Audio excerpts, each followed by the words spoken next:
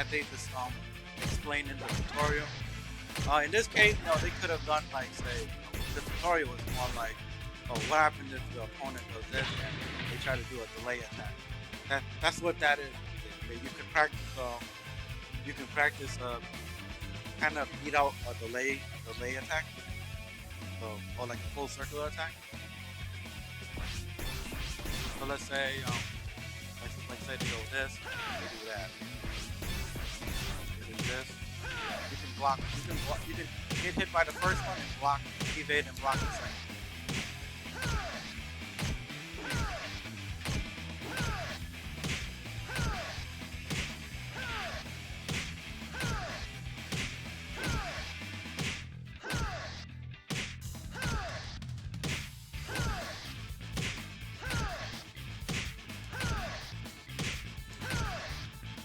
I can't do this online. There's too much input delay to even do practice online. So I don't even try it. Like I'll probably get up to 866. I'll still try to do that, but online it's impossible to do that block. Like I can do it offline. Online, yeah. Can't do it fast. Absorb that code.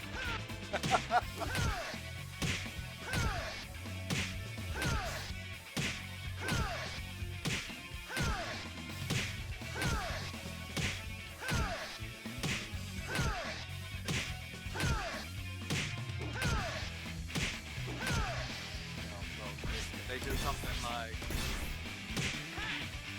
this, or they do something like that, random. That's where the evade comes in.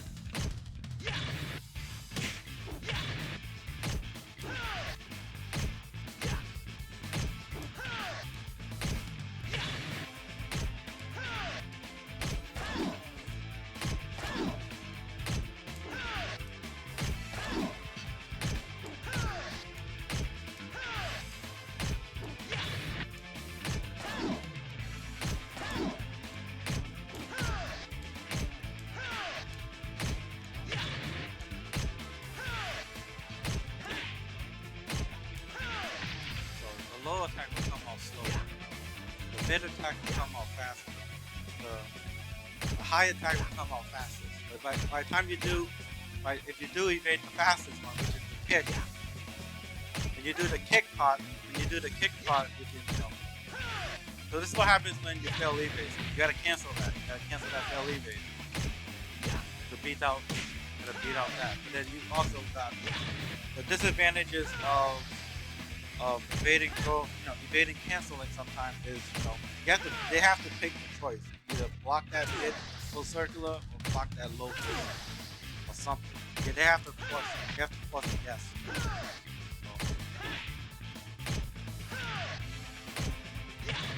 Very well. I'm guessing right now I made that guess wrong, but I'm trying to guess that low speed.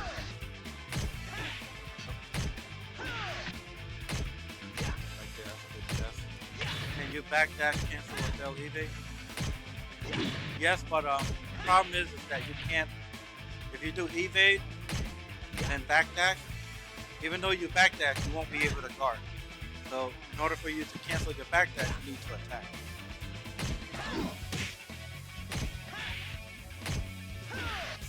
But by the time you attack, you already got hit by those options.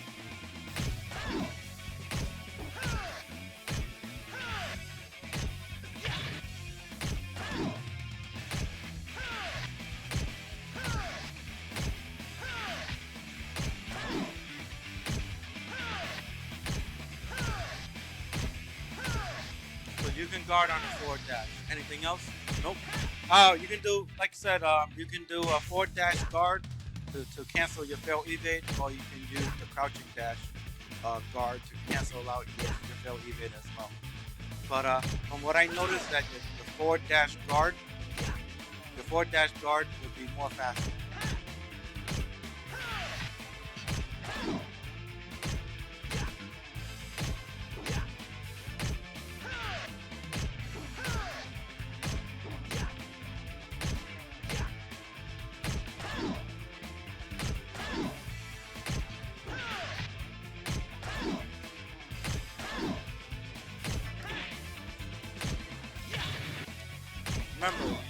you want to go more advanced,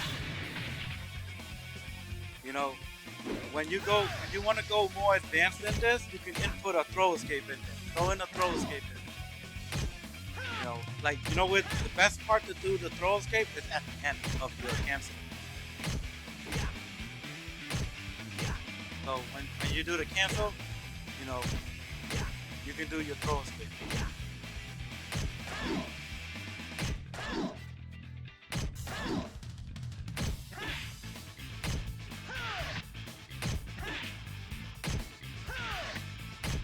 You know, but the risk of that, of course, is if they do a low attack, you'll probably get snuffed out.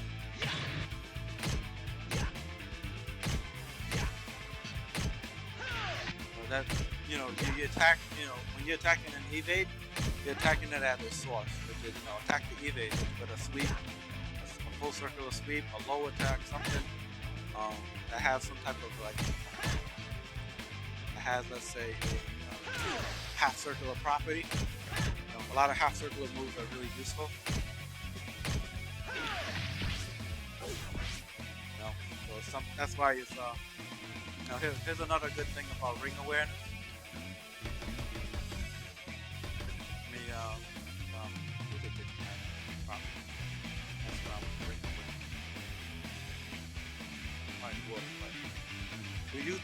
Do you throw in throw escapes after certain Lei Fei attacks automatically? Oh yeah, definitely. You wanna have, like, when you input a move, particularly throw escape moves that put you in guaranteed situation. Like, let's say, the best way I demo it is, I'm gonna attack. Let's say I'm gonna put the opponent just go using hit, right? I'm not gonna have him use an attack with a throw. So I'm gonna input my display and the detail. I'm gonna do a move that at least be guaranteed, not non-guaranteed, but kind of like, you know, gives you like that throw possibility, but it also leaves you at, say, at a good disadvantage where you can still get hit. So I'm minus 12 right there. So, you know, he's doing a 14 frame move. Like Nitaku, yeah, it's okay to do throw escapes there, yeah. Like, you know, minus 6, why not? Yeah, minus 6. You know, minus 5, why not? You can still do it minus 5 if you want, and you do fuzzy, up to you. But minus 6, 7, 8, minus 9, yeah, throw escape.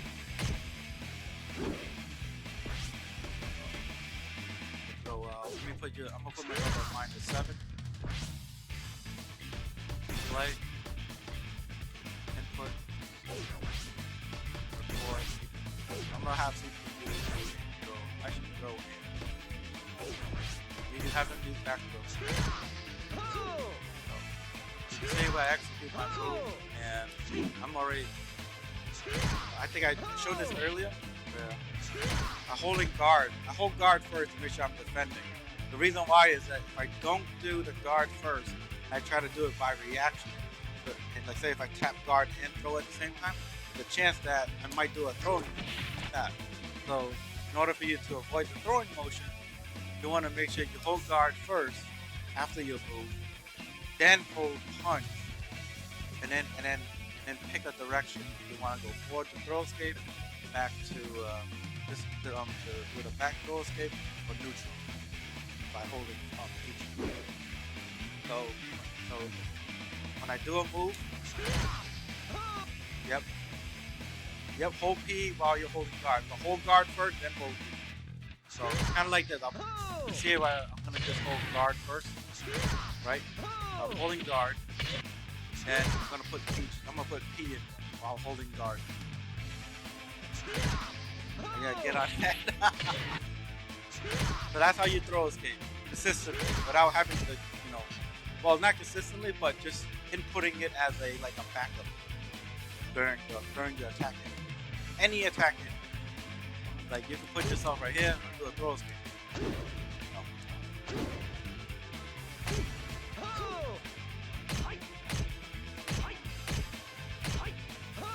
If I do a move that leads me minus 13, why not?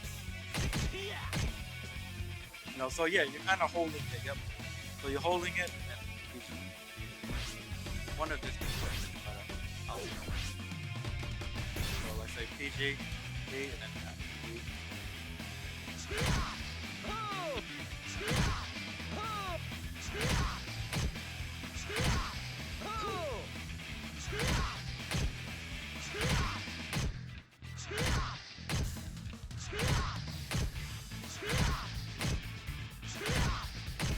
It's 12 frames. It's 12 frames before and after the throw attempt, right? That's your throw break window. The throws are 10 frames. Throws are 10 frames for execution. So your throw break window is usually the more recovery your window has, the better your window for just throw escaping. So basically, but then there's really no reason for you to react on that. It's just more pick a direction, and that you think they're gonna use, and just go with it while you're holding guard. So it's kind of like putting move that leaves me -7, and I think that they're gonna throw me holding back PG. I'm thinking that they're gonna do back PG while I'm holding guard.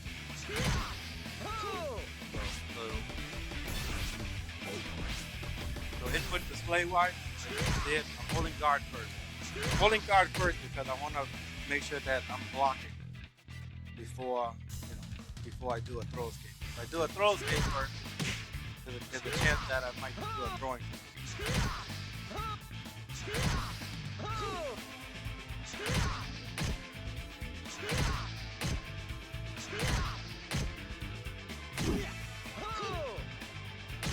You know, right? Like, the thing about it is that right after you do a move, after you execute a move, there's a small window called your recovery phase.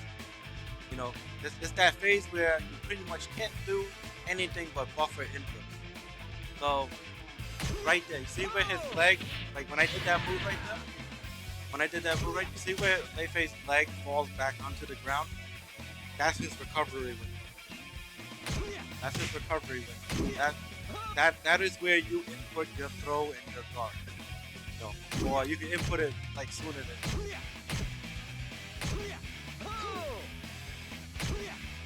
where his feet goes flat. Like when you do a move, it's a recovery window. Like right there where he lands, that's his recovery window. That's your window to do. Make a decision. Make a decision. Do you evade right there? Hold guard that right there? Do you hold guard and throw escape right there? You know, do you block low right there? Whichever decision you make, or do you attack at disadvantage right there? Entirely right there during that buffer.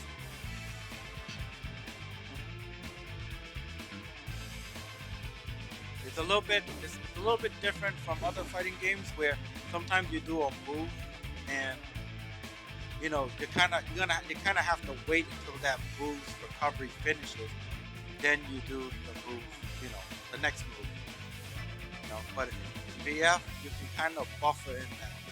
You can buffer in that input. Let's say if you're trying to buffer in say 3-3, like 3-3P. You know, say during a recovery window, you can buffer in really fast. I'll definitely take it. I'll take this and I'll have him throw.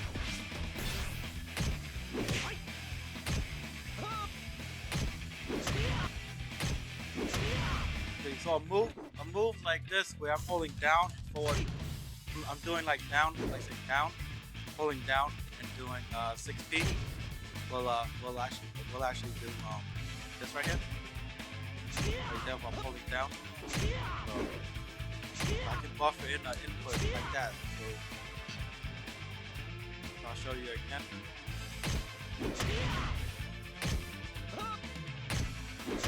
Okay, that way that move comes out first. That way that move comes out faster than what it looks. Where you input the move and guess what? It doesn't even show you. It doesn't even show you that I'm crouch dashing. You get what I'm saying? See? So it doesn't even show that I'm crouch dashing. That's what I mean when you buffer in your inputs. Like, you know, you do a move. Yep. Start it at the first pop. Yep.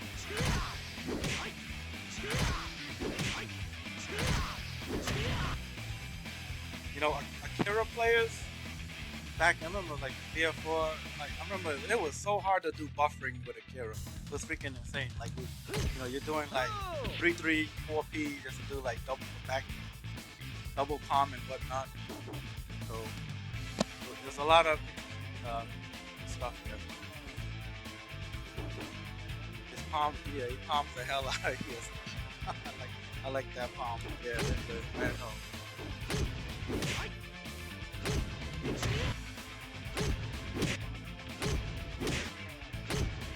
Crumbles on counter hit. Yes, that one crumbles on counter hit for my attack.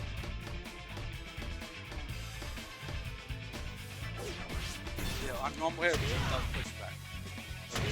This is one of his safe. This is one of his super safe launches.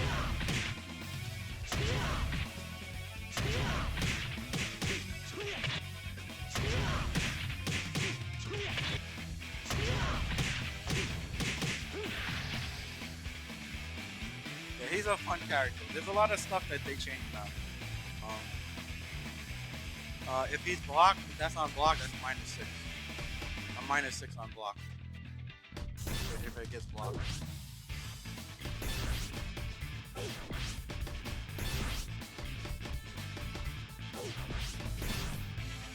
-6 on block. So you're put into a Nitaku situation where you have to guess between attacking or throwing. In my case, it's defensive mechanism, defensive action. I probably have to play either Moro or play Abare. Really what it is. I can't fuzzy unless I'm -5. I can fuzzy touch that. So get out of the throw and stuff. Though in Nitaku they can't fuzzy. Yes. When you're -6 up to -9, you can't do a crouch dash fuzzy. You have to choose between attacking or throwing. Like if I try to do, so I'll show you what I mean. See it right there. Yes. If you know that their move is minus, let's say 6 up to 8 or whatever, 9, -9, and you anticipate that they're gonna say 2PU right there at disadvantage, why not throw your launch? throw your 15, 14, or whatever launcher, or even a simple elbow. Snuff out the counterattack at disadvantage. You know, like I said, you can practice it. You practice it where you do this, for example. You do this, they try to 2P. They're -8. No, they 2P at -8, and that's a 20 frame potent 2P right there. Now, if I buffer in during my guard recovery, you know, I can do a 20 frame launcher to beat out their 2P.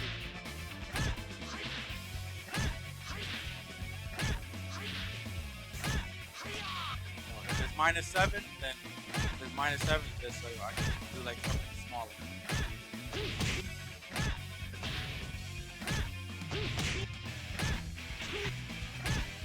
16, 15, elbow.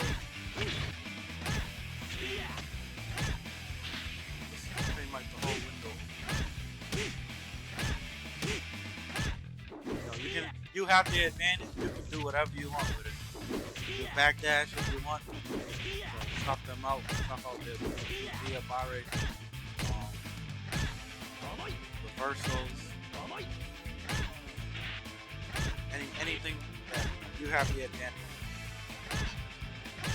If they play defensive, if they play defensive where, let's say, they do this and then they do a fail evade, or they do an evade anticipating the follow-up, like that, where now he's like, oh, you guessed wrong. You guessed wrong. Now they can counterattack you. So how you deal with that is simple. It's really throw. Throw at -8, sweep them,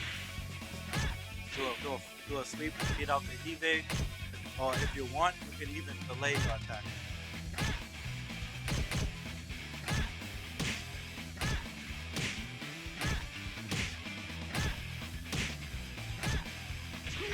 You know, so see right there what I just did? Let me show you. I'll show you my display input so you can kind of see what I just did. It's just simple VF. That's all it is. Just simple VF. This is what's going through a lot of people's head when they're playing VF at a high level. Like, you know, what are they doing? What are they doing? Some of them are really good at disguising it, where they'll do like they'll do something that looks like this. They'll play defensively, then they'll show you the attack again. They'll show you the attack again, and guess what? They go for a throw, or they go for actually your opponent goes for a throw, and you guess wrong, and they end up going for a launcher, like this. So it's a little bit better recorded. So something like this, they evade, they do a PK, and you can see here, in order for you to get a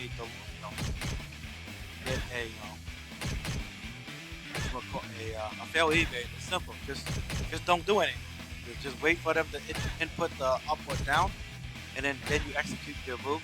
But if you want to make it more easier for you to kind of react fast, then you can use, let's say, input like 7, 9, 3, or 1, and then you can kind of mimic that. You can mimic that as your fail evade, or basically their evade command. You can kind of use ARM, all range move. See how my feet move? See how my feet move? I use 9 right there. Now I just initiated a fail lead.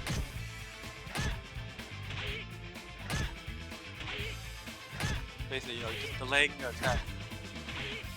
You can do crouch. You can do a simple crouch with either 1 or 3. And then you can kind of mess around with the evade time. Or you can just do a full circular or a half circular. Half circular moves are really handy. Or you can simply just throw when you're attacking evade. I find when I play high caliber players, I feel predictable to them. The main options I know are mostly the black ones. That's generally how it feels too when you're playing against really strong players. Either they're bluffing where they know your character, or if they know their character, then they know all your options. That's just how it is. It's gonna be hard to beat someone that knows all your options, especially if that player knows how to play that character as well. But if you play them and you throw out something at disadvantage and they don't know what they guess wrong, you can tell. You can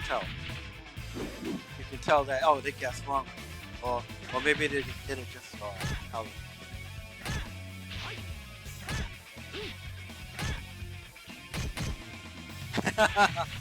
Yeah, Shidosha he's extremely strong.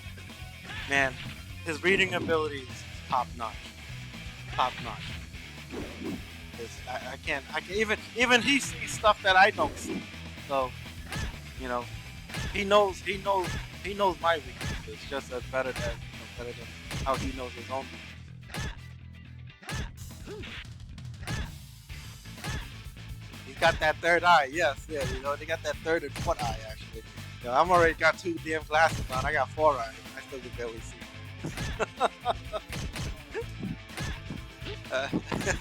That's a joke. Glasses joke.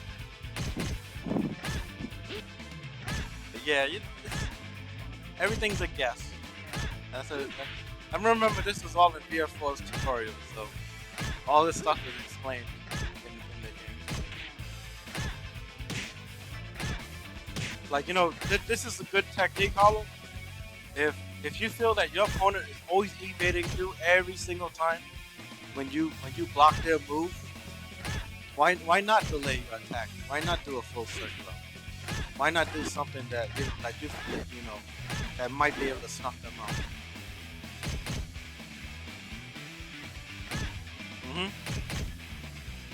And I'll show you that.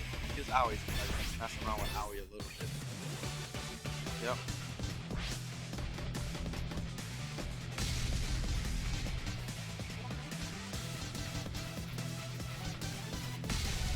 Yeah, she has a full circular 4-piece. That's a 4-piece full circular. It's a short full circular, but it's a full circular. And remember, if you hit your opponent when they're evading, that's a counter. That is a counter. It's not. It's a high risk, high reward evade. So, let's say. Let's go.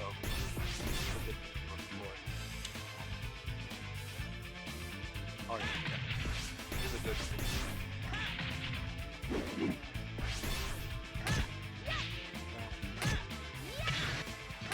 I mean, the only way they'll beat out that, the only way they'll beat out this right here, you know, she got her throws. Her throws are very deadly. I won't lie to you. Her throws are deadly.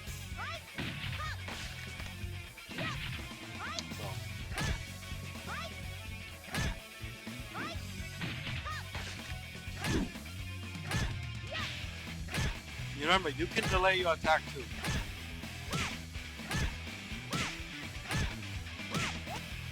If you do your attack too fast, then guess what? They evade it. So it's just simple. It's simple. It's simple as that. It's really what it is.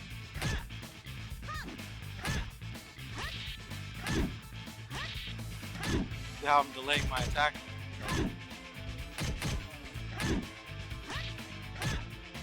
You know, you can do like a input like that, input like this, where you're just using all range movement. You know, just inputting, let's say, one, and then doing an elbow. You know. The only problem with this technique is that if they do this instead, guess what? If they can do, you know, if they try to attack you at disadvantage, then you don't have to do a feint. You can do a feint and still guard and still work. You're playing defensively, being patient. Then you can kind of just go with an elbow. You can go with a quick elbow because you know that they committed. You know, especially after some moves, people have habits where they'll do certain moves and they'll always attack at a disadvantage. You always want to exploit those type of moves, and then you know, punish them for those bad habits. Where, you know, they just like, oh, they're just gonna attack at disadvantage right now. No.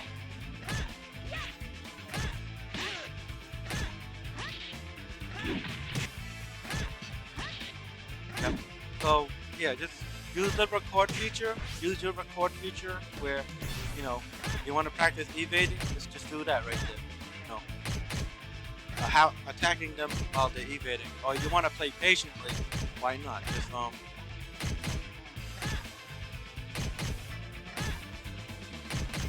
see how I'm kind of causing that failed evade. If I do it too fast, then I guess wrong.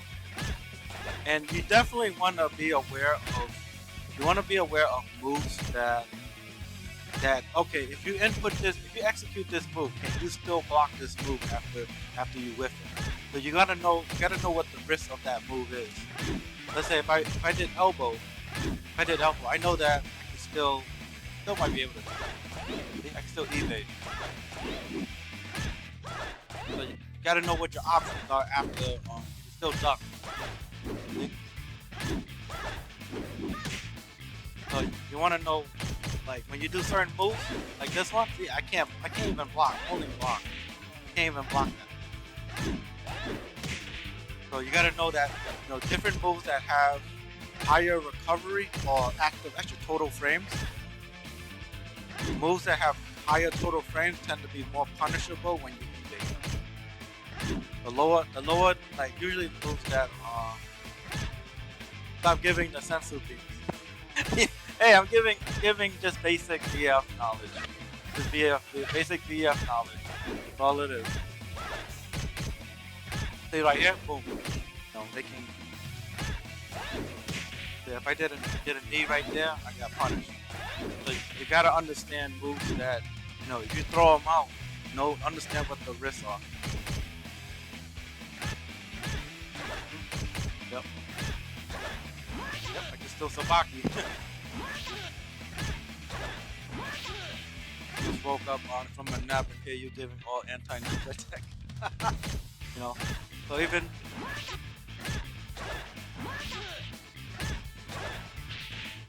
so if I did something like, let's say, they did this, or they did this, they try to go for like a mid kick, like that.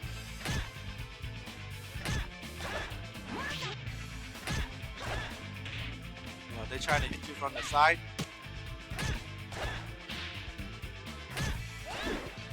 They try to hit you from the side like that, and you guess wrong, boom, you get side turn counter.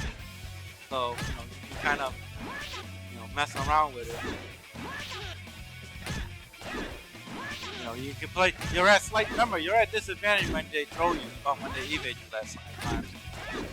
But you gotta know what your options are. But if you guess wrong, of course, then, you kind of,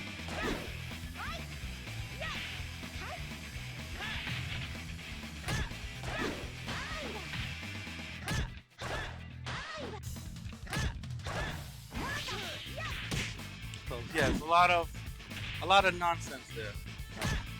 But Aoi is just one of those characters. Oh, man, you can never hit her from the side. It's very hard to hit Aoi. In my opinion, I think Aoi is the toughest character to attack from the side. It's that's what I know from just using her and throwing out random moves and stuff. Because in order for you to attack her from her side, she has to do like strings and stuff, and her strings are really fast. But other than that, it's really hard to hit. Let's say if you do like, see it right there, where you see it right there, where I can still block stuff. Like, the best way to know is go with doing something like a simple punch.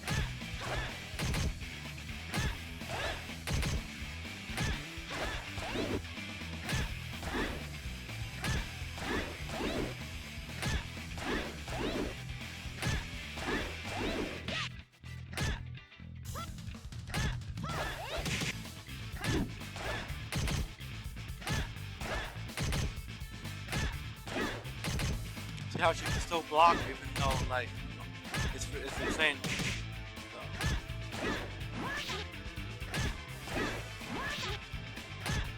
She's doing a high kick. She's doing high kick to avoid. She's doing high kick right there, which is a half circular, and she can play defensively after that. You do 2P. Special property for 3P right there.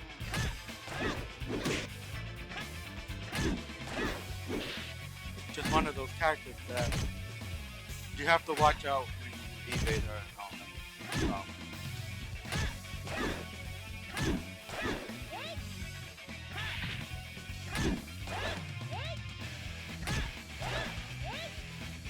The amount of stuff all the stuff that she does, she's super safe.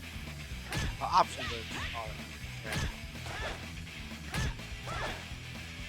If I did this, then I get punished. Yeah, I'm minus 13 right now. That covers her back, half circular.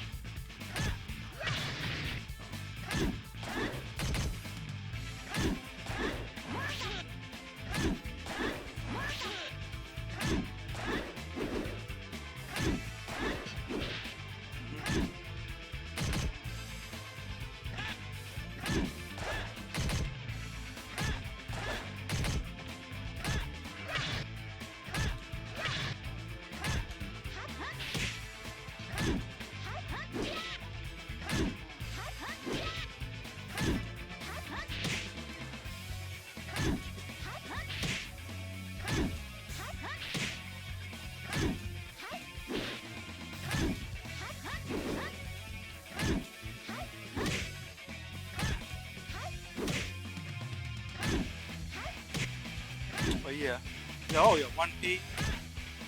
Yeah, her half circular move really, really good. 1P will counter hit. So this move is so good because it ducks under high attacks too. It's super slow, but it ducks under it. Really good move. I'm not even gonna imagine how strong it is near the wall. Always really good near the wall too. So -9 on blocks in Nitaku. So let's say he did.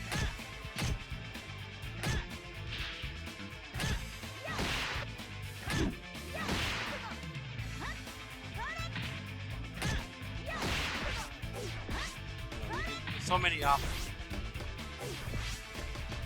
You just have to, when you're using certain characters, you just gotta learn how to know what those options are. See right there where he's gonna set him to attack at disadvantage. I'm +8. I can go for a knee. I can go for a knee to beat up that.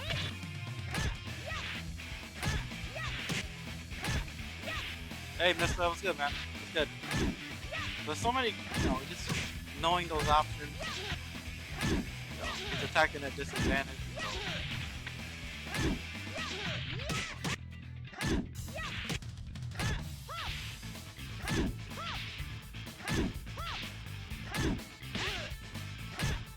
Not really. I'm just showing some like basic stuff where kind of like fundamental stuff. Defensive training earlier and all that. But I was showing Lord Hollow a few things there. He wanted me to lab a bit. I'm gonna just pick his brain. Hollow just picking, yep. Did you raid someone? I know that it's not you playing with a character other than Lei Fei. Oh no, that's just me messing around with Aoi. But yeah, hopefully that was some useful information, not only to you but to other viewers that's watching.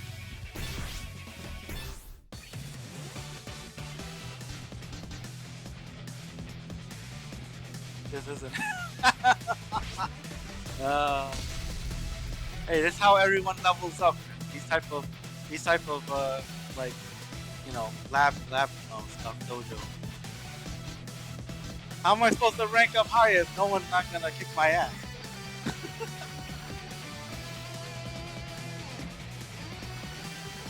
Do you mind if I put this on my YouTube channel? Oh yeah, definitely, Hollow. Go ahead. I'm cool with that. You have my permission.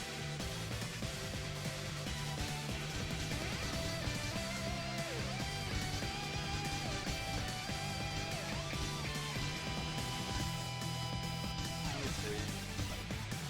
What other nonsense that I can practice?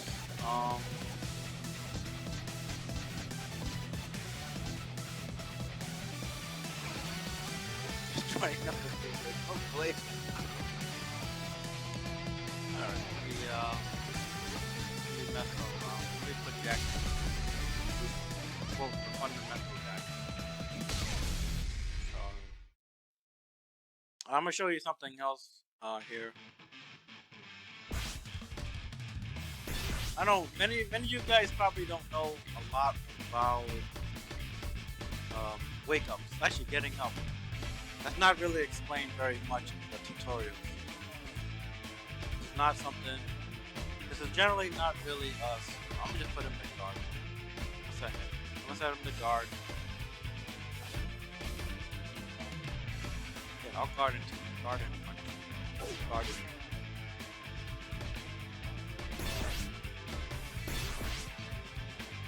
There's getting up on the spot, side roll, front roll.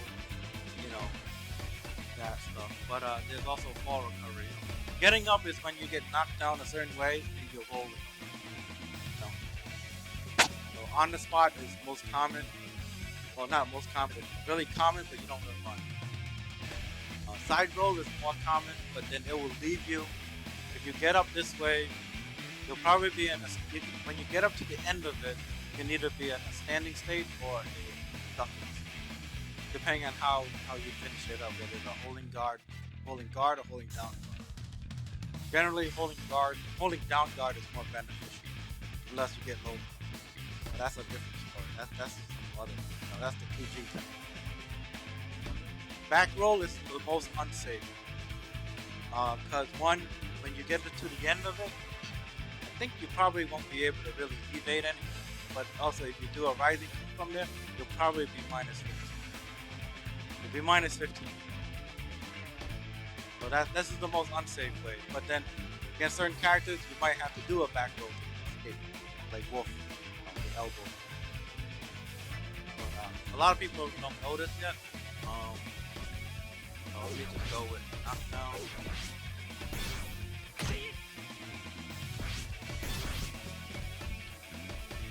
Do a simple knockdown. Kind of understand this, knockdown, they get up. That's, they're in that stage right there where they're just getting up. Very simple. That you kind of like time your moves that time. It's simple as that. So right, let me change the right.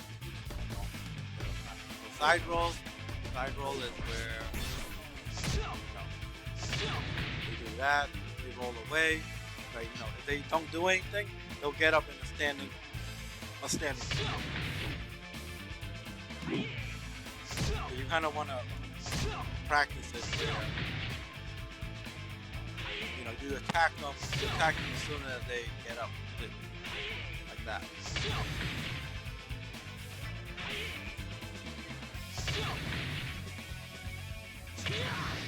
So that's pretty much what that is. Same thing with going away.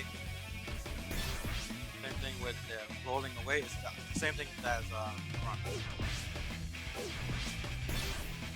Do a throw, they roll away like that. Kind of practice hitting it while they get it.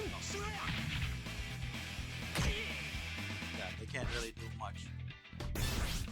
And then the last one of that is the back row, which is unsafe. Very unsafe. Actually, very dangerous, but useful in certain situations.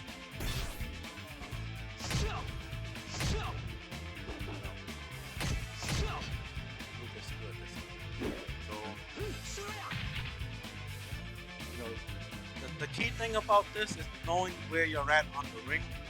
This is useful when you're near the edge of the ring, right? And what better way to use that that small, because they can't really, you knock them down like that, they really can't do anything. They can't do much. When you knock them down, they have to roll away a certain way, maybe reposition themselves. When you get knocked down, this is a good way to kind of help yourself reposition where you're at on the ring, so that you don't, if you tech roll all the time, it becomes predictable, and that's the thing. You don't want to get predictable when you're getting up, because they're gonna start meeting you like crazy, and then you have to force them to do OTGs and stuff to get you to get up.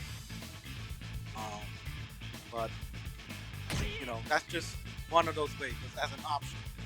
If you're getting up, rolling away is dangerous, and the reason why is that it's like almost like he's gonna be wide open, and the timing is really easy.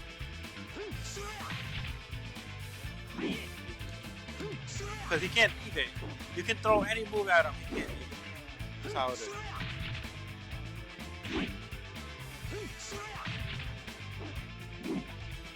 Get the timing down, continue the offense.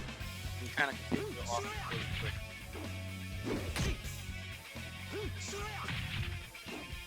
This is where charge moves come in really good. Charge moves. You can get the timing out. They can't do anything. They do back roll. You can get a charge move and hit them out of it.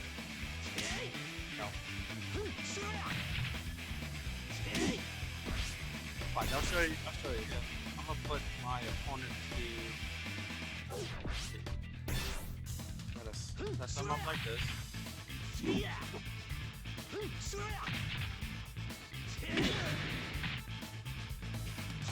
See how they're evading? So this is where my opponent, if I time it right,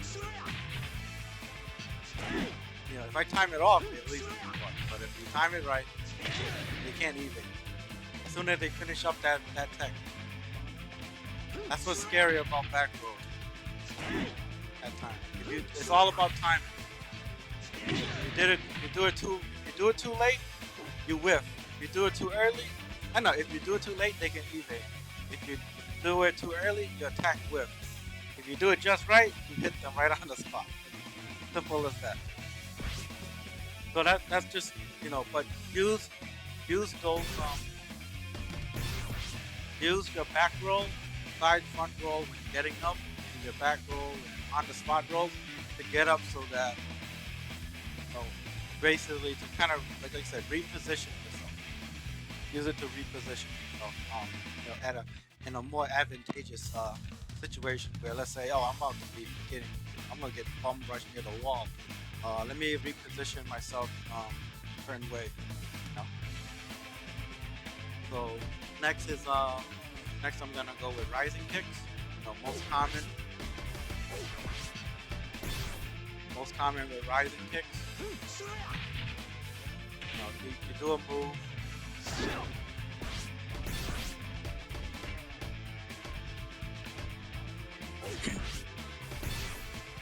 You do a move, right? Rising kick will always be -6 if you block it. If they hit you, you're -3 instead. In most cases, you're -3, unless you get counter hit by it, then you're -6.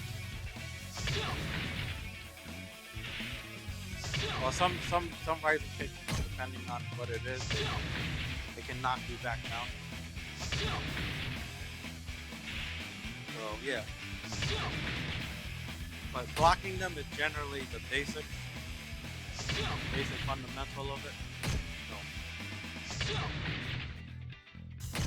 kind of just block it and punish them. You know, it's risky because they're putting themselves in the toxic situation. They're -6, so they have to make a guess. Do they guess to attack or they guess to defend themselves after at -6?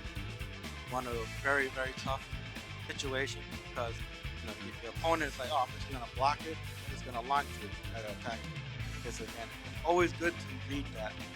You never know. Some people just mindlessly rise and kick like I do, where I'm rising and I'm kicking and I'm hitting buttons.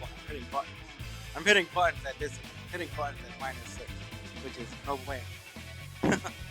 So, but that's one of those things where you get knocked down, hitting buttons, which I shouldn't be doing badly because they block my move. But that's one way. You know, you can, you know, this is other things that you can do where you can control when, you know, you want to go for a bigger gamble. Why not? You can just bait. It's called baiting a rising.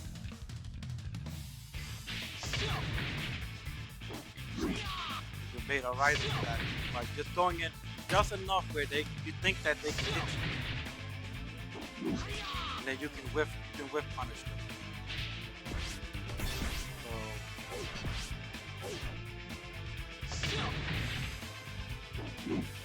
I jump back. Yeah, 6-6. Yeah, jump back is really good. Jump back. Yep, jumping back is really useful.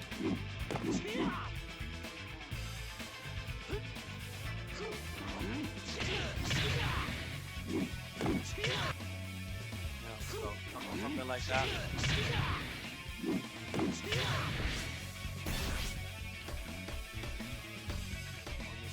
Guard.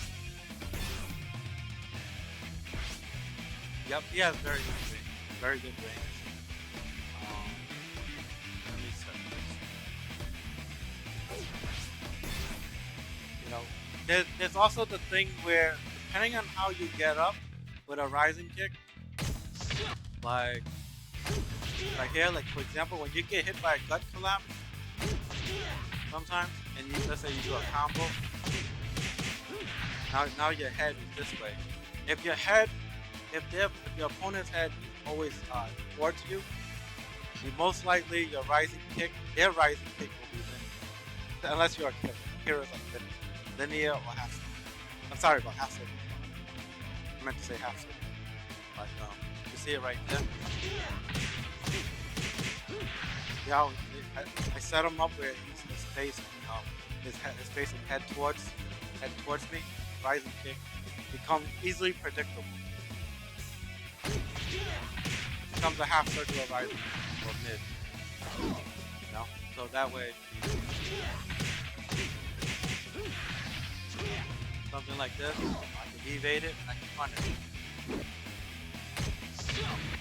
So,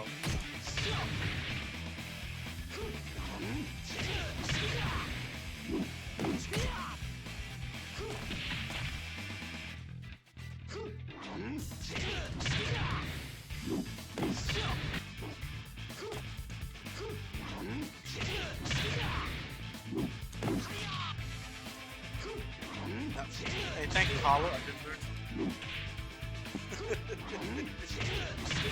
I just learned something. I'm just messing around to see what I can do. What are my best options?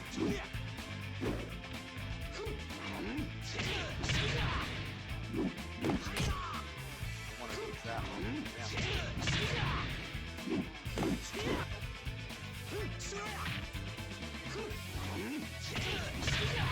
I generally just like that right here.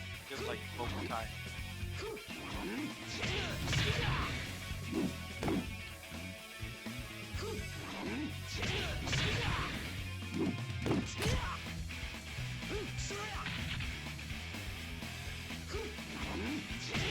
Yeah, kind of, you know, let me go back to it. When is it your best interest to beat out their rising attack with your rising attack? That's awesome. That's a good question. If you know that your opponent likes to do low rising kicks, if they like doing low rising kick, oh my god, thank you. It's heaven. It's heaven. Do low rising kicks all day. I'll gamble with my rising kick crush every single time. You know, so if you know your opponent knows that, okay, you know, their mid rising kick is not working, they're gonna try to gamble with a low rising kick, then you know you can gamble with your crush. You know, same thing, two scenarios. Like if I wanted to crush his rising kick, just time it to it. If you think they're gonna do it, then why not crush it? That's as simple as that.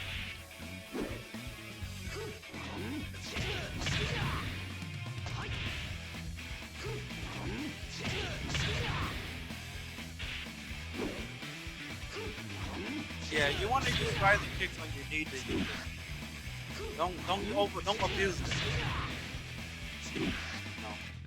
It's good and all, but the risk outweighs the reward with rising.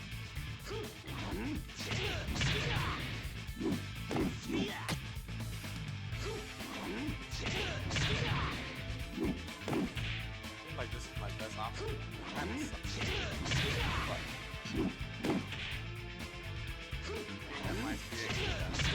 Can you 2P to get your timing or something like that?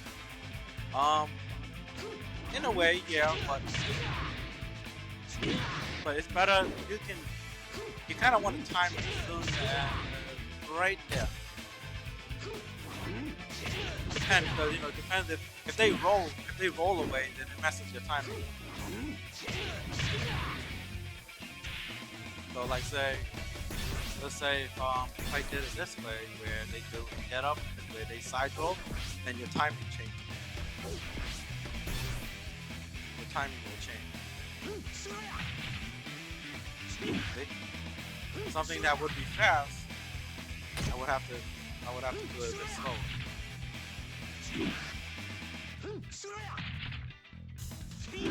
The key thing about crushing rising kicks is using moves that have high active frame. And what I mean is moves that when you execute them, there's this right during that execution window, it's like they're active. The move becomes active. So like sometimes most moves average about between 2, 3, and 4, unless you're sure you got like 6 or whatever. It's some of the rising kick crushes. But I know Lei Fei tends to have about 4 active frames, which is still good.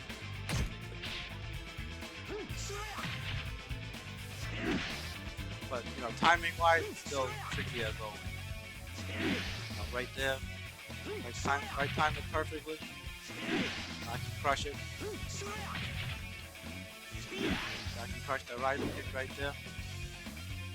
See?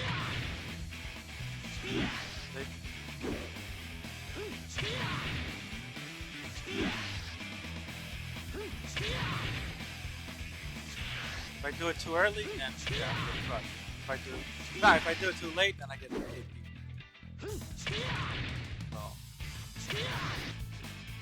So. And the thing about rising kicks, crushing rising kicks is, I think it's more. It has to be more than 20. Yeah, it has to be 20 damage or more. So how do you know which one will beat a rising crush? It's simple. All you have to do is just set your opponent to normal, and just do like a basic move. Let's just come here, damage is 22. So I can actually use this move to crush your rising, but you know it's gonna be harder to do that. This will crush a rising kick. This one is under 20. This one maybe. I think 21. I won't be able to crush that. This one crush it the second. Oh, not this one. This one. Maybe yes. Maybe. Oh yeah, wait, 20. Try this.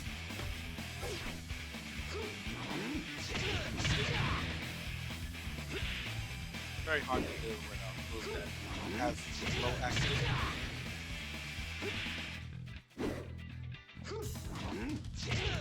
How much does the combo do today? Yeah, I'm not really sure about that, Hollow.